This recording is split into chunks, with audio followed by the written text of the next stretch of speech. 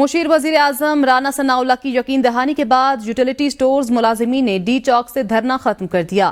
Union رہنماؤں کے مطابق ہم نے رانا ثناء اللہ کی یقین دہانی پر ڈی چوک خالی کرنے کا فیصلہ کیا۔ یونین رہنماؤں نے کہا ان کا دھرنا یوٹیلیٹی سٹورز ہیڈ آفس کے باہر سوموار تک جاری رہے گا۔ رانا ثناء اللہ نے مذاکرات میں کسی بھی ملازم کو نہ نکالنے کی یقین دہانی کرائی۔ رانا ثناء اللہ نے یہ یقین دہانی بھی کرائی کہ کارپوریشن کو بند نہیں کیا جائے گا۔ سوشل میڈیا پلیٹ فارم ٹیلی گرام کے بانی پاول دورو کو 50 لاکھ یورو کے عوض ضمانت پر رہائی مل گئی۔ پاول نے ہفتے میں 2 بار پولیس اسٹیشن حاضری دیں گے۔ سی ای او ٹیلی گرام پاول دورو کے فرانس چھوڑنے پر پابندی لگا دی گئی۔ پاول دورو کو سوشل میڈیا پلیٹ فارم پر مجرمانہ سرگرمیوں کے الزامات کا سامنا ہے۔ پاول دورو ہفتے میں 2 بار پولیس اسٹیشن پر حاضری دیں گے۔ پاول دورو پر فرانس چھوڑنے کی پابندی لگا دی گئی ہے۔ سوشل میڈیا پلیٹ فارم ٹیلی گرام کے بانی پاول دورو کو 50 لاکھ یورو کے عوض ضمانت پر رہائی مل گئی۔ پاول ہفتے میں 2 بار پولیس اسٹیشن حاضری دیں گے۔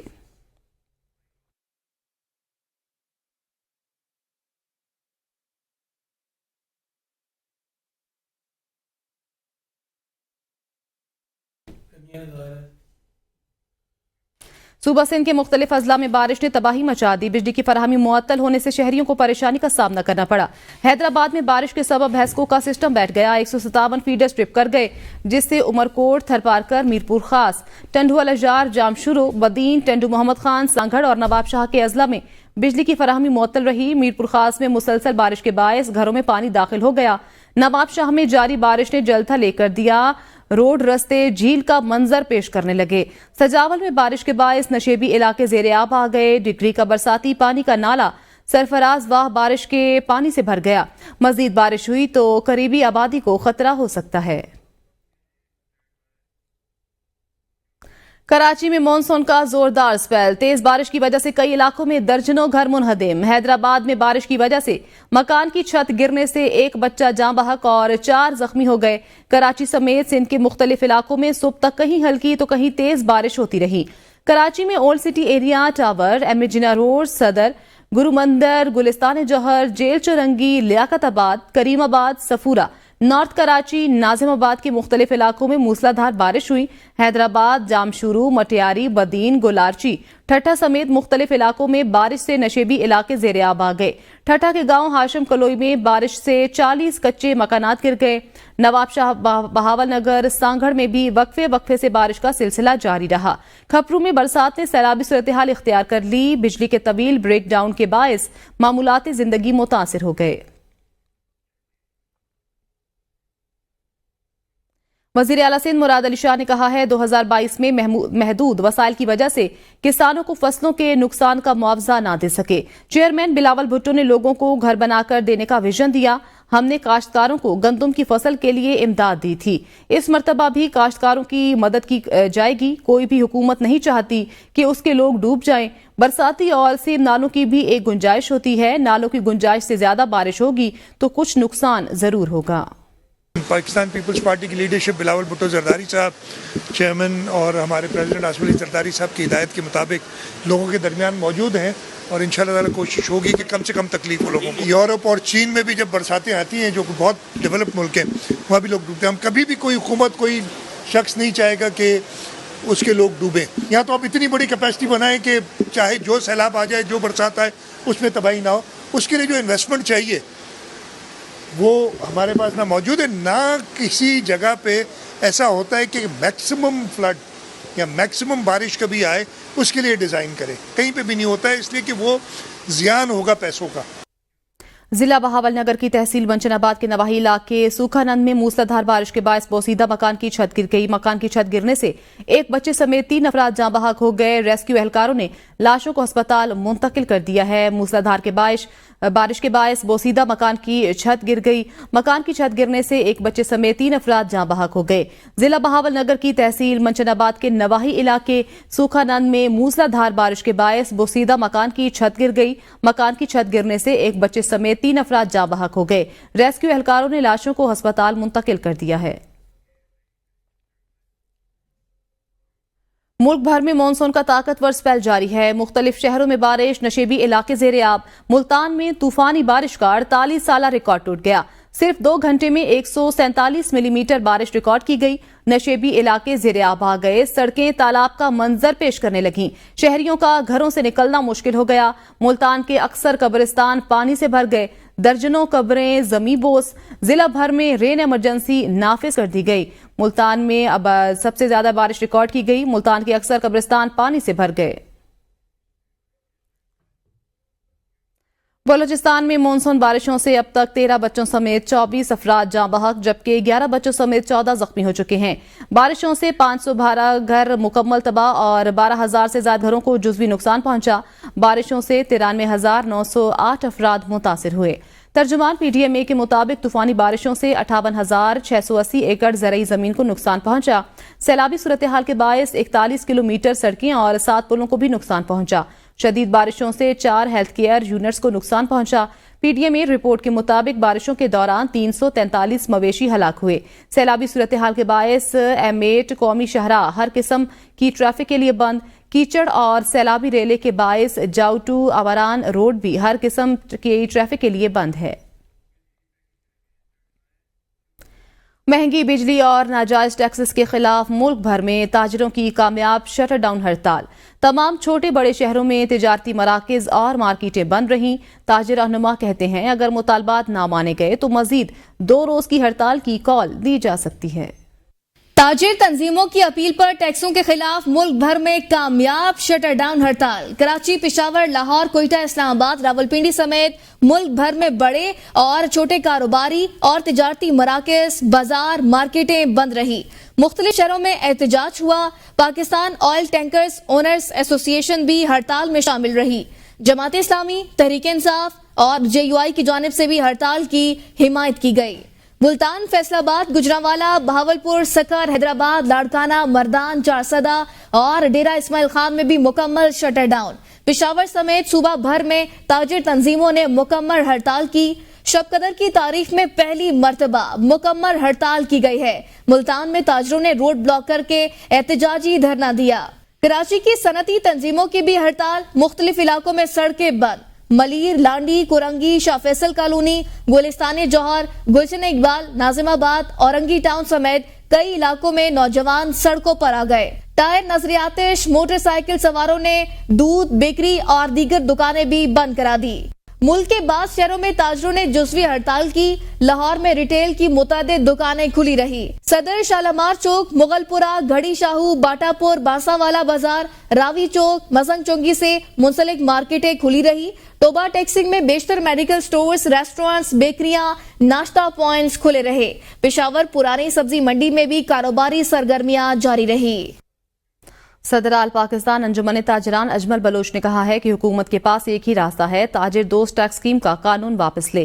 حکومت نے ظالمانہ ٹیکس واپس نہ لیا تو مزید 2 دن کی ہڑتال کا اعلان کر دیں گے. کہا ملک بھر کے تاجر ظالمانہ ٹیکس کے خلاف اپنا ہر طرح کا کاروبار بند رکھیں گے. خرید و فروخت میں 70% کمی ہو چکی. تاجر اتنا ٹیکس کہاں سے دیں؟ حکومت کو چاہیے کہ یہ ہمارا جو ویلیویشن ٹیبل ہے یہ آج ہی واپس ہو جانا چاہیے. ہمیں مجبور نہ کریں کہ ہم آگے بھی چلے جائیں 2 دن کی ہڑتال کے لیے. یہ پیورلی تاجروں کی ہڑتال ہے. 70% ملک میں خرید و فروخت میں کمی ہے. تاجر 30% میں کیسے گزارا کرے گا؟ بل کیسے جمع کرائے گا؟ بجلی کے کرایہ کیسے دے گا؟ ملازموں کو تنخواہیں کیسے دے گا؟ گھر کیسے چلائے گا؟ تو حکومت اپنے اخراجات میں کمی نہیں کر رہی ہے. وزیر اعظم صاحب برائے مہربانی حکومتی اخراجات میں کمی کریں. اپنی مراد ختم کریں. چھوٹی گاڑیوں پہ آئیں. تب جب تک آپ دیکھیں وہ گھر نہیں چل سکتے ہیں جس کے اخراجات زیادہ اور آمدن کم ہو. عالمی کریڈٹ ریٹنگ ایجنسی موڈیز نے پاکستان کی کریڈٹ ریٹنگ اپ گریڈ کر دی. موڈیز کی ویب سائٹ پر جاری کردہ رپورٹ کے مطابق پاکستان کے مقامی اور غیر ملکی کرنسی قرضوں کے لیے ایشور اور سینئر انسیکیورڈ ریٹنگ CAA3 سے بڑھا کر CAA2 کر دی گئی ہے. موڈیز کی جانب سے پاکستان کا آؤٹ لک بھی اسٹیبل سے بڑھا کر پازیٹیو کر دیا گیا ہے. وزیر اعظم محمد شہباز شریف کی زیر صدارت ملکی معیشت کی ترقی اور سرمایہ کاری کے حوالے سے اقدامات پر جائزہ اجلاس. وزیر اعظم کی جانب سے بین الاقوامی ریٹنگ ایجنسی موڈیز کی جانب سے پاکستان کی کریڈٹ ریٹنگ کو اپ گریڈ کرنے پر اطمینان کا اظہار کیا گیا. वज़ीर आज़म मोहम्मद शहबाज शरीफ की ज़ेर सदारत मुल्की मईशत की तरक्की और सरमायाकारी के हवाले से इक़दामात पर जायज़ा इजलास हुआ, जिसमें वज़ीर आज़म को आलमी रेटिंग के इदारे मूडीज़ की पाकिस्तान की रेटिंग में बेहतरी, मुख्तलिफ शोबों में दोस्त ममालिक से सरमायाकारी के मुआहिदों पर पेशरफ्त और जारी मंसूबों के हवाले से आगाह किया गया। वज़ीर आज़म ने कहा, मूडीज़ की जानिब से पाकिस्तान को CAA2 रेटिंग दिए जाना हुकूमत की माशी पॉलिसियों के दुरुस्त होने का बैनुल-अक़वामी एतराफ़ है। आगे बढ़ें और बात करें, नवाज शरीफ एक बार फिर लंदन जाने के लिए तैयार, सितंबर के आखिर या अक्टूबर के आगाज में रवाना हो सकते हैं। नवाज शरीफ का लंदन में रूटीन चेकअप शेड्यूल है। 4 साल जिलावतनी के बाद नवाज शरीफ 21 अक्टूबर 2023 को पाकिस्तान वापस आए थे। नवाज शरीफ ने इलेक्शन में भी हिस्सा लिया और लाहौर से मेंबर कौमी असम्बली मुंतखब हुए। मानसेहरा की नशिस्त पर उन्हें शिकस्त हुई थी। खवातीन को 5% टिकट्स न देने पर इलेक्शन कमीशन ने सीनियर सियासतदान सरदार अख्तर मेंगल, असफंजार वली और अमीर जमात इस्लामी हाफिज नईम रहमान को तलब कर लिया है। इलेक्शन कमीशन ने मुख्तलिफ सियासी जमातों के सरबराहान को 4 सितंबर को तलब किया है। इलेक्शन कमीशन ने खवातीन को 5% टिकट्स न देने के केस में नोटिस जारी किया है। इलेक्शन कमीशन ने जमात इस्लामी और अवामी नेशनल पार्टी समेत 12 सियासी जमातों को नोटिस जारी किए। तहरीक लब्बैक के साद रिजवी और खुरम नवाज गंडापुर को भी नोटिस जारी किया गया। इलेक्शन कमीशन ने इलेक्शन एक्ट के सेक्शन 206 पर अमल दरामद केस के हवाले से नोटिस जारी किए।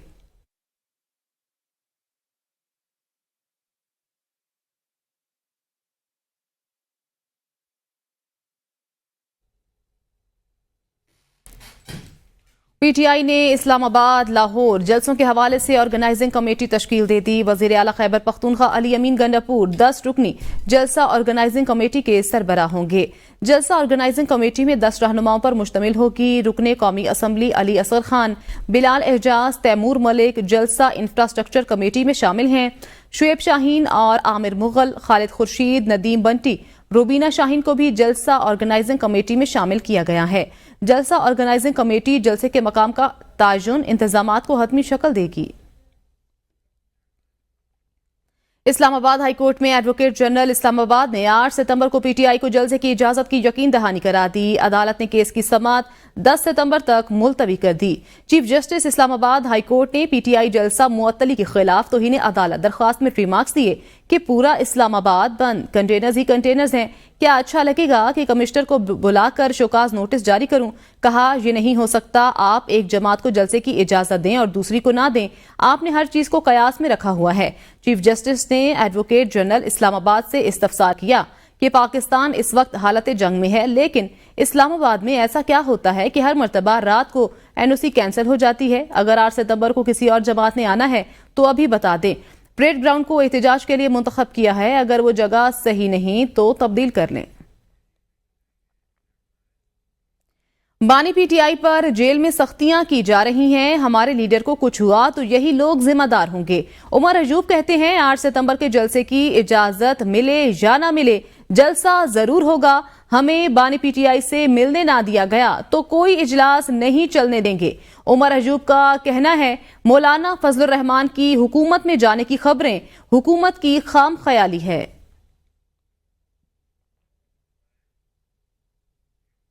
हलफ देने को तैयार हूं, मैंने किसी से पैसे लेकर PTI को नहीं छोड़ा। JUI के रुकने कौमी असम्बली नूर आलम खान कहते हैं, जो भी हुकूमत आई उसने महंगाई में इजाफा किया। पिछले 20 साल में महंगाई में इजाफा ही हुआ है। जो शख्स किसी दूसरे मुल्क का शहरी है वो हलफ नहीं उठा सकता।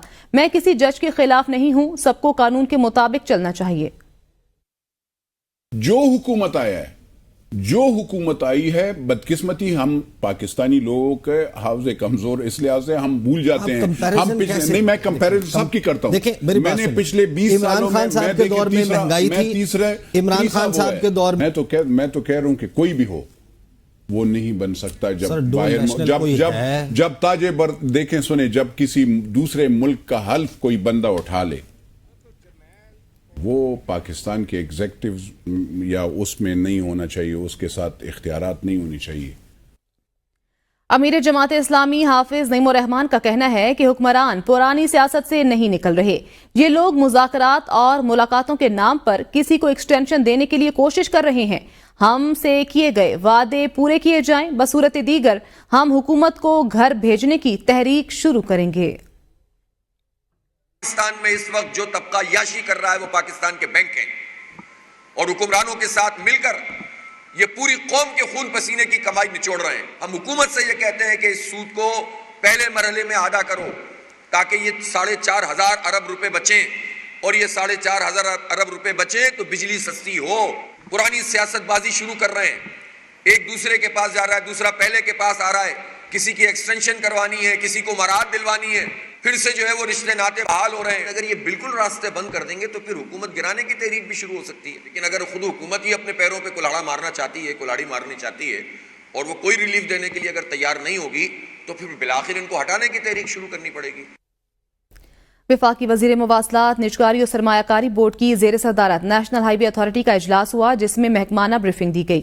وفاقی وزیر کا کہنا تھا کہ نیشنل ہائی وے اتھارٹی سے کرپٹ اور نااہل عملے کو فارغ کریں, عملی کارکردگی بڑھانا ہوگی. NHA کی شاہراہوں کے لیے مربوط منصوبہ بندی پر وفاقی سیکرٹری مواصلات کی بریفنگ اجلاس میں شرکت کی. اس موقع پر بات کرتے ہوئے وفاقی وزیر عبدالعلیم خان نے کہا کہ کراچی سے سکھر اور سیالکوٹ, کھاریاں سے اسلام آباد کی موٹر ویز اولین ترجیح ہیں. 6 لین کی 2 طرفہ موٹر ویز سے کم کی کوئی نئی موٹر وے تعمیر نہیں ہوگی. وفاقی وزیر کا کہنا تھا نیشنل ہائی وے اتھارٹی کو نئی شاہراہوں پر زیادہ سے زیادہ ریونیو اکٹھا ہونا چاہیے. جہاں ریونیو میں مسائل ہوں گے وہاں ٹول کلیکشن نجی شعبے کے حوالے کریں. چیئرمین نیشنل ہائی وے اتھارٹی نے بتایا کہ NHA کی 57% شاہراہوں سے صرف 13% ٹول ٹیکس ملتا ہے. وزیر اطلاعات پنجاب عظمہ بخاری نے کہا ہے کہ پنجاب کے عوام کی بنیادی سہولیات ان کی دہلیز پر مہیا کی جا رہی ہیں. وزیر اعلیٰ مریم نواز باقی صوبوں کے لیے رول ماڈل بن چکی ہیں. مریم نواز نے جتنے بھی منصوبے شروع کیے سندھ اور KP نے ان کی پیروی کی. عظمہ بخاری نے کہا کہ مریم نواز پنجاب کو خوشحال, پرامن اور ترقی یافتہ صوبہ بنانے کا مشن لے کر آئی ہیں. مخالفین کے پاس جھوٹ, پروپیگنڈے اور الزام تراشیوں کے سوا کچھ نہیں. فتنہ پارٹی ملک کی فلاح و بہبود کے لیے مضر صحت بن چکی ہے. عظمہ بخاری نے کہا کہ فتنہ پارٹی کا ایجنڈا ملک میں انتشار پھیلاؤ, تقسیم کرو اور نفرتیں بڑھانا ہے.